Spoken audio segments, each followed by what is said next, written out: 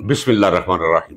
नाज़रीन किराम अस्सलाम वालेकुम। आज सबसे पहले मैं एक मामला आपके सामने रख रहा और आपसे गुजारिश करने जा रहा हूं वो ये कि मेरे चैनल के खिलाफ पूरी शद्दोमत के साथ फायरवॉल इस्तेमाल हो रही है। इसका एक ही हल है कि ज्यादा से ज्यादा सब्सक्राइब करें, बल्कि ग्रुप्स में भेजें कि वो सब्सक्राइब करें। ये जो मैं कह रहा हूं ये बिल्कुल आपको दुरुस्त कह रहा हूं। चलिए आगे हम चलते हैं। नाज़रीन किराम, दूसरी बात यह है कि मुझसे मेरे सुनने वाले और मुझे देखने वाले बड़ी तगोताज के बाद मेरा नंबर हासिल करने की कोशिश करते। मैंने अपने मैनेजर से पूछा तो उन्होंने कहा ये प्राइवेसी होती है, नंबर देने की किसी को जरूरत नहीं है। लेकिन मेरा नंबर मेरे यूट्यूब पेज पे आज के बाद मौजूद होगा। जिसका भी जी करे वो मेरे साथ राब्ता कर सकता है, व्हाट्सएप पे भी और सादे नंबर पर। वैसे मेरा नंबर इस वीडियो की हद तक 030081471109। मेरा चैनल आसिफ भट्ट ऑफिशियल।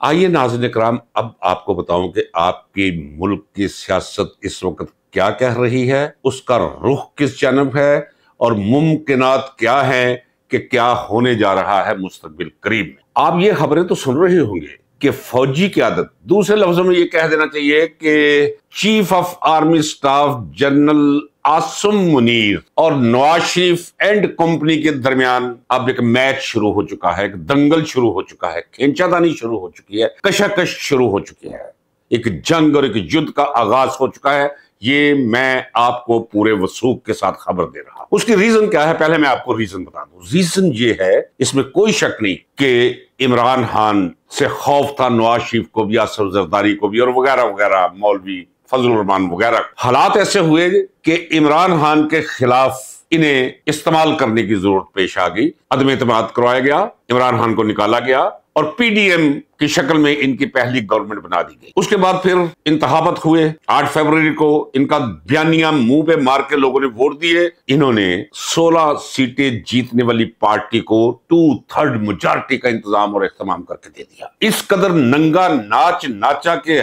हर सलीमुत्तबा शख्स आदमी के दिमाग और आंखों ने उल्टियां की कि हम ये क्या देख रहे हैं अपने मुल्क के अंदर। हुकूमत आ गई इनकी। अब ये वो आसिम मुनीर ढूंढते हैं जो कभी नवाज शरीफ के सामने इस तरह बैठा हुआ था। यकीनन बैठा होगा, नौकरी चाहिए थी भाई, रिटायर हो रहे थे, बल्कि हो चुके थे, मेरे कागजों में तो हो चुके थे। तो उन्हें चीफ ऑफ आर्मी स्टाफ बना दिया गया। फिर यह है कि बंदा जब वहां पहुंचता, जब जिन बोतल से बाहर आ जाता है तो फिर वो किसी के काबू में नहीं रहता, फिर जिन जिन होता है। नाज़रीन किराम, उसी वक्त तक जिन काबिले रहम है जब तक वो बोतल में। जब नवाज शरीफ ने फौज के साथ लंदन प्लान 1 बनाया और फिर लंदन प्लान 2 बनाया, जिसमें आसिम मुनीर जनरल साहब नवाज शरीफ के सामने बैठे थे और बड़ी ताबेदारी आज इनकसारी से बैठे होंगे, क्योंकि नौकरी की जरूरत है जनाब। अब जब वो चीफ ऑफ आर्मी स्टाफ बन गए, उसके बाद भारत के साथ एक मामला हुआ, वो जय जयकार हो गई, लुत्फ भी आना शुरू हो गया इख्तिदार का। अगरचे जिंदगी चंद रोजा है, लेकिन इख्तिदार और इख्तियार इंसान की जमा तफरीक की सलाहियत को सल्ब कर लेता है। आंखों पे चर्बी और दिमाग पे चर्बी जम जाती है, कुछ समझ नहीं आता, हकीकतें रूपोश हो जाती है और ख्वाहिशात गलबा पा लेती हैं। वही कैफियत है इस वक्त हमारे जनरल आसिम मुनीर साहब, जो इंसानी फितरत है। तारीख गवाह है कि अपने इख्तिदार को बचाने के लिए लोग कहां कहां तक जाते। ऐसे भी लोग रहे, आप छोड़े, आपके गवर्नर जनरल गुलाम मोहम्मद, नाम आपने सुना होगा, नहीं तो तारीख में पढ़ लीजिए। फालिज हुआ था, बोला नहीं जाता था, लेकिन अपना ओहदा छोड़ने के लिए वो तैयार नहीं थे। बोला नहीं जाता था, हिला नहीं जाता था, वॉशरूम तक वो बंदा नहीं जा सकता था और बिस्तर पर लेटे गालियां दिया करता था जनरल्स को, ब्यूरोक्रेट्स को, सियासतदानों को, लेकिन इख्तिदार मजा था। इसी तरह ये ह्यूमन नेचर है कि जनरल आसिम मुनीर भी नहीं चाहेंगे कि वो रुखसत हो जाए, क्योंकि ताकतवर भी है इस वक्त। लेकिन जरूरत है एक कि नवंबर के महीने में उन्हें एक्सटेंशन दी जाए। और एक्सटेंशन किसे देनी है? वही नाजायज हुकूमत जिसका अपना अखलाकी और कानूनी जवाज कोई नहीं, लेकिन तसलसल कायम रखने के लिए, इस ओहदे पर बरकरार रहने के लिए एक नोटिफिकेशन की जरूरत है। जो नोटिफिकेशन इस हुकूमत ने करना है, नाजायज हुकूमत। इन्होंने फैसला कर लिया है कि हमने जनरल आसिम मुनीर का नोटिफिकेशन कोई नहीं करना। उसकी रीजन मैं आपको बता दूं नाज़रीन किराम। एक तो ये कि ये लोग समझते हैं कि हम ही लाए थे। एक शख्स इतना ताकतवर हो गया है कि हम उसके सामने बिल्कुल बौने नजर आते हैं। ये जब तक आसिम मुनीर रहेगा तो हम तो खुम्बियां हैं बरगद के पेड़ के नीचे, जो नजर ही नहीं आएंगी, जिनकी हैसियत कुछ नहीं होगी। लिहाजा इसे चलता करो, और वो चलता होने के लिए तैयार है। अब ये कशमकश जारी आज भी, और ये रंग दिखाने को तैयार है अगले चंद हफ्ते। आपको याद होगा कि 2008 के 2008 में जो इंतखाबात हुए थे, लोगों ने वोट दिया था मोहतरमा बेनजीर भुट्टो का जो कत्ल हुआ था बहीमाना सड़क पर लियाकत बाग के बाहर रावलपिंडी में, उसके रद्द अमल में तजीम और तकरीम और एजाज के तौर पर वोट दे दिया था पीपल्स पार्टी को, और पीपल्स पार्टी पर से इक़्तिदार आ गई थी आसिफ अली जरदारी कौमी बीमारी और वारदाती के क्यादत में। उस वक्त सदर कौन था? परवेज मुशर्रफ। अब परवेज मुशर्रफ को बाहर निकालने का फैसला कर लिया नून लीग और पीपल्स पार्टी, जो आपस में एक कुत्ते का वैर रखते, जो हमारी पाकिस्तान की सियासत का असल तजाद है सियासी। बस समझ लीजिए कि मुस्लिम लीग नून से मुराद जनरल जियाउल हक है और पाकिस्तान पीपल्स पार्टी से मुराद जुल्फिकार अली भुट्टो है। जुल्फिकार अली भुट्टो को फांसी किसने लगवाया हुआ है? जियाउल हक। लेकिन सिर्फ यही बात नहीं रुकती भाई, आपको याद नहीं जब गवर्नमेंट मिली 93 में पीपल्स पार्टी को दोबारा, जब नवाज शरीफ को निकाला गुलाम इसा खान ने, तो आसिफ अली जरदारी ने मियां शरीफ को पकड़वा दिया और गिरेबान से खींचकर पुलिस ने थाने में बंद कर दिया हवालात में। तो जरा वो दिन जाइए और नवाज शरीफ की तस्वीर देखिए, फुटेज देखिए। और जब फिर नवाज शरीफ पर से इक़्तिदार आया तो आप जानते हैं क्या किया उसने? आसिफ जरदारी को बंद करवा दिया और पंजाब से भेजे ग्वाल मंडी से भर्ती किए गए अनपढ़ लड़के, जिन्हें एएससी करवा के बाद में इंस्पेक्टर तक तरक्की दी थी, उन्होंने आसिफ अली जरदारी की शलवार उतारी। मैं मुकम्मल जिम्मेदारी के साथ कह रहा हूं, अलिफ करके छित्तर मारते रहे उसे। आसिफ जरदारी ने कहा कि मैं रफा हाजत की, उन्होंने बाथरूम में भेजा, वहां पड़ी थी एक सेफ्टी किसी संतरी की, उसमें से ब्लेड निकाल के अपनी जुबान पे मार लिया, खून निकल आया, अपनी पड़ गई उन्हें। ये किसी ने जुबान नहीं काटी थी, खुद काटी थी, इतना वारदातिया है ये। तो ये तजाद इनका आपस में है। लेकिन जब मुशर्रफ चूंकि दोनों का दुश्मन था, इन दोनों को खौफ था मुशर्रफ से, कदूरत थी मुशर्रफ के बारे में, ये इकट्ठे हो गए और उसे कसरे सदारत से खवार करके, जलील करके, मुझे कहने दी जलील करके, वो शख्स जो आसमानी लहजे में बातें किया करता था, जो मुक्के दिखाया करता था कौम को सामने बैठकर, उसे हमने सरनगूनी के साथ कसरे सदारत से रुखसत होते हुए देखा। और जिनको यानी फातिहाना मुस्कुराहट थी उस वक्त आसिफ अली जरदारी और नवाज शरीफ की आंखों में और चेहरों पर, कि निकाल दिया ना ये। अब ये दोबारा दोनों मिलके हैं कि आसिम मुनीर को फौज से हमने निकालना, रुखसत करना है। वो तय किए बैठे हैं मसरूफ के मैंने रुखसत कोई नहीं। इसके इम्कानात हैं कि इस मुल्क में माशाअल्लाह भी लग जाए अगले को 1.5 महीने के अंदर। याद रखिएगा नाज़रीन इकराम, ये खबर मैं आपको दे रहा हूं। 27वीं आईनी तरमीम इन्होंने फैसला कर लिया है कि हम मंजूर नहीं होने देंगे। अंदाजा कीजिए किसने फैसला कर लिया है? पीपल्स पार्टी और मुस्लिम लीग नून, पीपल्स पार्टी नहीं, जरदारी लीग, जरदारी लीग और नून लीग ने फैसला कर लिया है कि हमने 26वीं आईनी तरमीम तो पास करवा दी थी, अब 27वीं आईनी तरमीम हम पास नहीं करवाएंगे। तो ये इल्म उन्हें भी है। एक और बात याद रखिए, इस वक्त फौज के अंदर भी अब वो दौर नहीं रहा नाज़रीन इकराम। मैंने कल भी कहा कि किस जनरल का दिल नहीं चाहता कि वो भी चीफ ऑफ आर्मी स्टाफ बने। अब वहां भी एक सोच है और इसके भी इम्कानात हैं कि जिस तरह मुशर्रफ को इन्होंने निकाल दिया था कसरे सदारत से, ये नून लीग और जरदारी लीग इसमें कामयाब हो जाए, इसके आज के रोज तक 40% इम्कानात हैं कि आप ये भी देखें कि जनरल आसिम मुनीर को इन्होंने रुखसत कर दिया है। लेकिन फिर भी क्या बनेगा? फिर एक अगला मंजर होगा। नाज़रीन इकराम, इस वक्त मुल्क सियासी, अखलाकी, मुआशी, अदल इंसाफ के हवाले से हर लिहाज से अबतरी और बर्बादी की आखिर पर पहुंचा। और दूसरा, ये इक्तदार की एक नई खींचातानी शुरू आपने महसूस किया है। ये मुन्ना मुनीब, जरा गौर कीजिए, उसका लहजा बदल गया है। क्यों?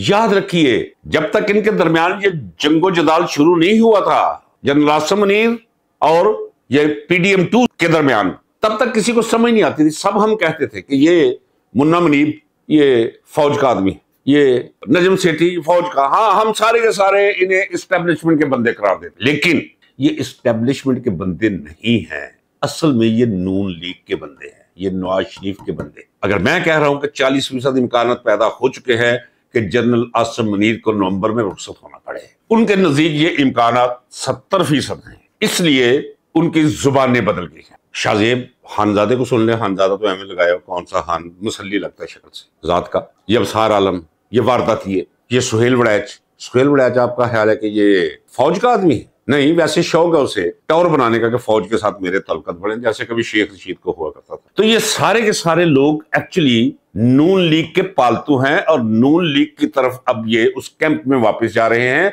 अनकरीब आप देखेंगे कि ये इसी इस्टेब्लिशमेंट के खिलाफ। अब इस्टेब्लिशमेंट एक शख्स का नाम है या उसके रुफ़क़ाकार, यानी जनरल आसिम मुनीर और उनके जो रुफ़क़ाकार हैं, उनके हमख्याल जनरल्स। अब अगले दिनों में चूंकि ये लड़ाई तेज होने वाली है, तो इनकी जुबान और इनके कलम की जरूरत तो होगी ना नवाज शरीफ को, तो ये अब अपने असल डरबे की तरफ इन्होंने मुंह कर लिया है। मैं एक काबिल एहतराम साफ सुथरे यूट्यूबर को ये कहते हुए सुन रहा था कि हर आने वाले नए दिन अदारे और अफराद और सियासी लोग नंगे से नंगे तर्क होते चले जा रहे हैं, और ये कि निजाम हर आने वाले दिन मजीद नंगा होता चला जा रहा है।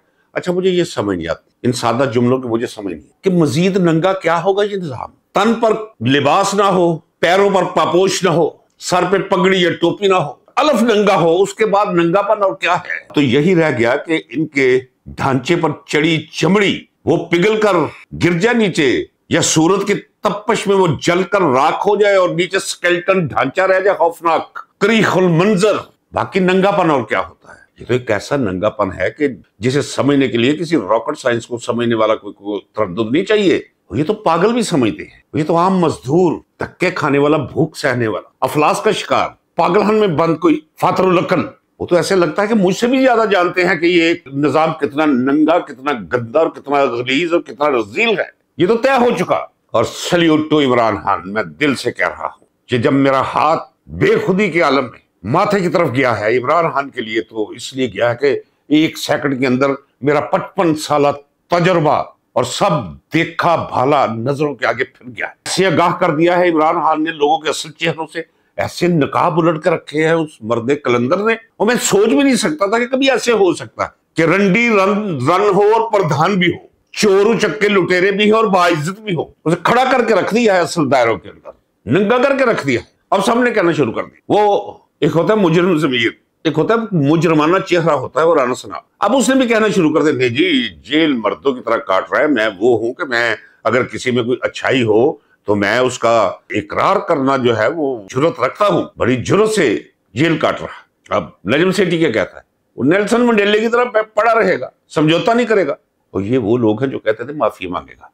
और नाज़रीन इकराम, आप गवा रहिएगा, अपनी अव्वल वीडियो से लेकर आज तक मैंने हाथ खड़े कर कर आपको कहा है, एक दफा नहीं 100 दफा कट जाएगा। मुमकिन नहीं कि वो एक दिन की भी इन्हें ढील दे या एक दिन पर भी ये डील करे इमरान खान। झुकना पड़ेगा इन्हें, माफी मांगनी पड़ेगी इन्हें। मेरी वीडियोस गवाह है, चले जाएं आसिफ भट्ट ऑफिशियल क्लिक करें, आपको पहले रोज से वो वीडियोस मिल जाएंगी। हर वीडियो में ये कहा, हर वीडियो में ये कहा कि अदालतों से रिहाई नहीं मुमकिन। हाँ, या तो आप खल्के खुदा सड़कों पे निकलकर रिहाई दिलवाएगी, या इनके अंदर की टूट फूट इन्हें मजबूर करेगी। हो सकता है ये जो जमानतें ली है, मैंने कहा है मैं खड़ा हूं, अपनी जगह पे स्टैंड कर रहा हूं। ये फौज के इशारे पर सुप्रीम कोर्ट ने जमानतें ली, मुझे इसमें एक रत्ती भर का शक नहीं, कोई क्रेडिट नहीं जाता या अफरीदी को या वो साथ जो दो चोर उचक्के और कौम दुश्मन, आइन दुश्मन जो जजेस के साथ बैठे हुए उसके, ये अफरीदी के ये जमानत देते नहीं, कभी नहीं। ये कहा गया है, क्यों कहा गया है?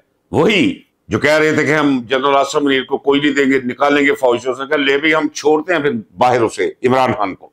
तो ये इनके अंदर की टूट फूट, जब अल्लाह कोई तरकीब चलाने पे आता है तो सब तरकीबें मात हो जाती। जब किसी को किसी के अंजाम की तरफ ले जाना हो तो कुरान करीम में है कि हम इंसान तेरी अक्ल का मठ मार देते हैं, तुझे समझ नहीं आती, तो कशा कशा दौड़ा चला जाता है अपने अंजाम बद की तरफ जो मुकद्दर तेरा कर दिया हो हमने, यानी अल्लाह तबारक व तआला ने। तो बहुत कुछ होने वाला है, मैं आपसे कहता चला रहा हूं। आप कमेंट में भी लिखते थे कि जनाब सूरत हाल ऐसी नहीं, आप कैसे कहते हैं? मैं कहता चला आ रहा हूं कि मैं वजदानी और रूहानी, और वजदान कोई अल्हाम नहीं, कोई वही नहीं, ये आपके तजर्बात की उस बुलंद तरीन शाख पे पैदा हुआ अखवा होता है जो आने वाले हालात का पता उसे चल जाता है। तो मैं महसूस कर रहा हूं उस वजदानी कैफियत में कि इमरान खान को ये जेल में नहीं रख सकते। किसी ने बहुत लुत्फ उठाया है, गालिबन डिगाल को किसी ने कहा था कि पाल सार्तर को जेल में डाल दो, ये लोगों को बगावत पर उकसा रहा है। तो उसने जवाब दिया था ज़ां पाल सार्तर फ्रांस है, मैं फ्रांस को कैसे कैद कर सकता हूं? इमरान खान पाकिस्तान है, पाकिस्तान को ज्यादा देर तक कैद में नहीं रखा जा सकता। ये मैं कहता चला रहा, हालात पैदा हो गए। एक और आपको खबर देता चलो, नवाज शरीफ के घर के अंदर भी तजादात बहुत तेज हो चुके हैं, बल्कि यहां तक कि बेटी तो है ताबेदार है, बेटी नहीं मान रही लेकिन मान गई है। बेटी ने कहा जी दे देते हैं जी अब्बा जी एक्सटेंशन। तो शहबाज शरीफ का एक्सटेंशन क्या, वो तो उसे पॉलिश कहा जाता है। उसके हाथ में आप ब्रश दे दो, कीवी की पॉलिश दे दो। अब यकीन जानो वो तबन ऐसे पैदा हुआ है, उसे कोई शर्म नहीं कि वो वजीर आजम होते हुए भी ये जनरलों के बूट पॉलिश करता, फिर वो फख्र समझे अपने लिए, चूंकि अंदर से कुमाश उसकी ये है, उसे भी मनवा लिया है। और असल काम जो कर रहा है वो आसिफ अली जरदारी कर रहा है। ये याद रखिए कि आसिम मुनीर को हम छुट्टी करवा देंगे, नया बंदा आएगा, हमारा वो ताबेदार रहेगा, हमारा ममनून एहसान होगा। तो ये है इस वक्त अंदर जो खिचड़ी पक रही है। नाज़रीन इकराम देखना क्या कमाल है। आप यकीन जाने किसी जगह में बैठा हुआ था, वो लोग जो सियासत पर बात भी नहीं करते, लेकिन वो कहते हैं जिन लोगों को तमगे मिल रहे थे पिछले दिनों मिले हैं, आप यकीन जानिए जिस शख्स को तमगे मिलते हैं वो शख्स बेगैरत, बेहया, वतन फरोश और बेज़मीर करार पाता है। इस हद तक पोलराइजेशन हो चुकी है कि जो शख्स भी इस्टेब्लिशमेंट और उनके लाए हुए लोगों की हमायत में खड़ा है वो अवाम के नजदीक विलनरी कैरेक्टर है। कभी ये तमगे हुआ करते थे, तमगा इम्तियाज, बड़े फख्र की बात हुआ करती, अब तो लोग मजाक उड़ाते हैं। और जिस जगह पे ये टीटीज लगाने और माल ठिकाने लगाने वाला सिर्फ एक ही उसमें खूबी है, इसहाक डार, उसे तमगा दिया लगाया जा रहा हो, बाकी क्या रह गया इस दुनिया में पीछे, बाकी तो छोड़े ना। और हर वो शख्स जो इनके अहद में मुसीबत का शिकार होता है, मसलन वो सहाफी जो अलहदा किए गए हैं, ऑफ एयर किए गए हैं, ऑफलाइन किए गए हैं, उन्हें अल्लाह ने इज्जत दे दी है। लोग समझते हैं यार ये बहुत बाइज्जत लोग हैं। और वो लोग जो मुन्ने मुनीब की तरह और ये नजम सेठी की तरह और बाकी जितने भी लोग हैं इनकी तरह लगे हुए हैं, वो एक लानत करार पा चुके हैं अवाम की नजरों में। इस हद तक जो है वो मतला साफ हो चुका है, पोलराइजेशन वाजे हो चुकी। बस ये कहना चाहिए कि एक तरफ कौम है जो इमरान खान के साथ खड़ी है, और जो भी इमरान खान के खिलाफ या जो इमरान खान के खिलाफ बरसरे अमल है उनकी हमायत में खड़े हैं, अवाम उन्हें अपना दुश्मन करार देती है और एक लानत करार देती है। एक अजीब किस्म का शौर है जो इस वक्त प्रिवेल कर रहा है हमारे मुल्क के अंदर, और ये बाइस तमानियत है मेरे लिए। आज के व्लॉग में जहां मैं उस मां को सलाम पेश करूंगा जिसने इमरान खान जैसा बेटा पैदा किया, इमरान खान को ट्रिब्यूट पेश करूंगा, कमाल है इमरान खान, वही मैं इमरान खान की बहनों और बिलखसूस अलीमा खान, क्या कमाल खातून है, क्या साबर, कितनी बाइज्जत, वजीह और पुरएतमाद है कि दोनों बेटों को ले गए और उसके चेहरे पे कोई तगज्जुर नहीं आया, कोई आवाज में लड़खड़ाहट पैदा नहीं हुई, कोई अवसान हता नहीं हुए, ऐसे जैसे कुछ हुआ ही नहीं, ऐसे जैसे इस खबर में उसके लिए खबरियत ही कोई नहीं थी कि दोनों बच्चों को ले गए हैं, बेटों को ले जाओ, मुझे भी ले जाओ, सबको ले जाओ। तो नाज़रीन इकराम, अब आपके मुल्क में सियासी खेल इमरान खान के हवाले से आखिरी मरहले में दाखिल हो चुका है। मैं ये नहीं कह रहा कि इमरान खान बस आ रहा है तैयारी करो, लेकिन इमरान खान के आने के इम्कानात मुझे दूर उफ़क़ के किनारे नहीं बल्कि तेजी के साथ बिल बोर्ड की तरह अब पढ़ने को मिल रहे हैं, महसूस करने को मिल रहे हैं। आफाक से सदाएं आ रही, अंदर से आवाज आ रही है कि अनकरीब इमरान खान आपके और हमारे दरमियान होगा। वही उम्मीद है पाकिस्तान की। कहते हैं कि जमाना चलता रहता है, वक्त गुजरता रहता है, लेकिन मौजूदा सूरत हाल पर जब नजर दौड़ाता हूं तो मुझे कहने दीजिए कि मुझ जैसे इर्तिका और तगय्युर और तबद्दुल पर यकीन रखने वाले शख्स की जुबान से शायद आपको ये जुमला अजीब लगे कि इस वक्त इमरान खान आखिरी उम्मीद है पाकिस्तान की, जिसकी वजह से पाकिस्तान कायम दायम रह सकता है, तरक्की की शाहराह पे चल सकता है और इन अपने 25 करोड़ अवाम को इंसानों की शायान शान जिंदगी मुहैया करने की सलाहियत रखता है, इरादा रखता है। पुरुमीद रखिए, इजाजत दीजिए, मिलते हैं अगले व्लॉग में। और मैंने वादा किया हुआ है कि अगला व्लॉग में करूंगा, आपको सुनना होगा, भले उसे किस्तों में सुनिएगा कि ये 9 मई है क्या, ये हुआ क्यों, इसकी जरूरत किसे पेश आई, क्यों पेश आई और कैसे इस पर अमल किया गया। इंतजार कीजिए, हो सकता है मेरा व्लॉग को 2 घंटों पे मुझे इससे कोई गर्ज नहीं कि अगर किसी के पास नहीं वक्त तो वो ना सुने, जितना सुन सकता है उतना सुने। लेकिन मैं महसूस कर रहा हूं कि मेरा व्लॉग जो है, जब ड्यूरेशन मेरे मैनेजर ने चेक की तो जितने लोग भी वो कर रहे हैं यूट्यूब पे इजहार ख्याल, उनसे बहुत बेहतर जा रहा है एवरेज टाइम जो है। मेरी वीडियो अव्वल से लेकर आखिर तक देखें। ये वीडियो ऐसी नहीं है कि जिसे आप 2 मिनट सुन के 6 मिनट सुन के फिर आगे गुजर। इसका जिस्ट आखिर में होता है मेरी वीडियोस का। इजाजत दीजिए नाज़रीन इकराम, पाकिस्तान पाइंदाबाद।